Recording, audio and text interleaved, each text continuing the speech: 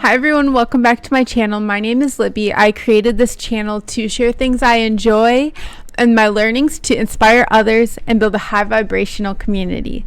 So shout out to the Ruckus 94 for asking me to make a video on my 5 favorite books. I absolutely have my books right next to me and I'm really excited about making this video. So I'll share my 5 favorite at this moment. I saw an interview with Big Sean and he talks about the books that really shaped him and what it's like to just have a book sit next to you. Wayne Dyer also said this. To have a book sit right next to you with that vibration, when it's a good book, it will literally lift your vibration. So I keep my favorite books by me. If you have a book that you really want to read, just keep it by you and the time will come that you'll start opening up the pages and read more and more, or it will just lift your mood just by reading one page. So I hope that philosophy helps you. I know it's hard to carve out time to just sit and read a book. Okay, so I'm going to go with my top 5. I got them right here. So number 1 is my newest favorite, and that is Jay Shetty's 8 Rules of Love. I really enjoy Jay Shetty. I love his podcast. I love what he's about. He has people on his podcast that are trying to make the world a better place, that are vulnerable to share their trials and tribulations so that we can all learn from each other and live the best life possible. So his 8 Rules of Love come from a place of non-attachment, from the Vedas of Buddhism, or the monks that use the Vedas, and it comes from a place of unconditional love. Love, you don't have to do anything for me to give you this love. It's unconditional love. It's love through God, universe. It's the most purest form of love, where it's not a give and take situation. It's a purely, I'm giving you this love. So he wrote this book based on his views of love, his different, romanticized kind of relationships and, what we see in movies, how we think love is supposed to be. And he's in a really beautiful marriage with his wife. I admire them because they do a lot of long distance and they're able to find time to connect and they cherish their time together and they're really vulnerable about their relationship, and he shares all different rules in this book. So if you are looking to love deeper in a relationship or just love yourself or love your family, I highly recommend this book. This is a new favorite of mine. All right, next one, The Artist's Way by Julia Cameron. If you look up Julia Cameron's YouTube videos, she is so inspiring. She is a really funny woman. She is a writer. She used to drink, and I believe it was just drinking, and she gave up drinking. And writing sober was difficult for her at first. And then she found out kind of a groove of how to do it, how to remove roadblocks from your creativity. And there's different things like, wake up and start writing right away. Just dump 3 pages of whatever crap is on your mind, get it out, and then very creative ideas start coming. Have a creative date with yourself. Go and bring a coloring book and just do a creative date with yourself. Do a child date with yourself where you do something you would have done as a child and creating that time. So this book, there's a lot of different book clubs on this. That's how I found out about it. I was looking for something to do and I saw that there's a book club and I thought, okay, this must be a good book then. And it has been awesome. If you look her up on YouTube, she does hilarious interviews. She was kind of called into this work and teaching by people kind of telling her she should, and the universe telling her she should, and she never really saw herself as doing that, but she answered the call and I'm so glad she did. I love this book. All right, next one. This is new to me as well. Rick Rubin's book, The Creative Act, A Way of Being. So this book breaks conventional norms of how a book should be. It's very much, it's not, start to finish. It's very much his quotes. If you follow Rick Rubin on Instagram, it's a very enlightening experience where he talks about creativity and what you should be doing with your creativity with a work of art. A song could be good after, or it could be, good after 8 tries. Is it perfect? Maybe not.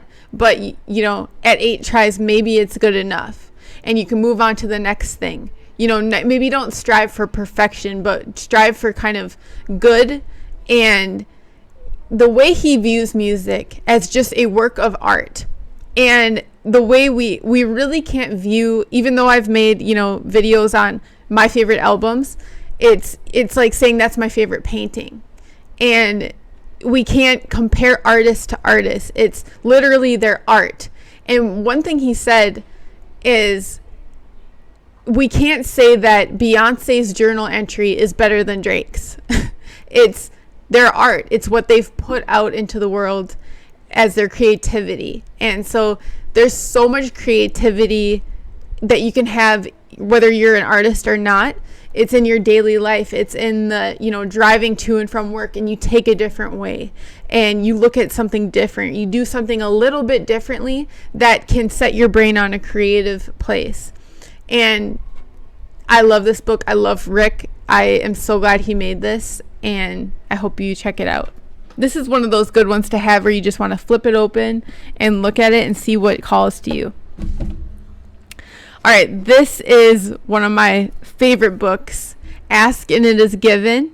So if people talk about Abram Hicks, they're talking about Esther and Jerry Hicks and who they channel to get these messages from the universe, God, whatever you want to call it. And this is such a beautiful book. It's basically challenging your thoughts to have better feeling thoughts and to be conscious enough to think about what you're thinking about and to deliberately make the decision to have better thoughts. And so if you want something, you think about and feel what it's like to have it. You don't feel the absence of it. You feel it. So it's very much about manifesting. And this book absolutely will change your life especially if you're in a negative spot. It's one I go back to a ton, and it has helped me live in the most joy possible because I question my thoughts. I don't just let them go on and ruin my day. I'm present with them, and I choose better feeling thoughts to have a better life. So I highly recommend this one.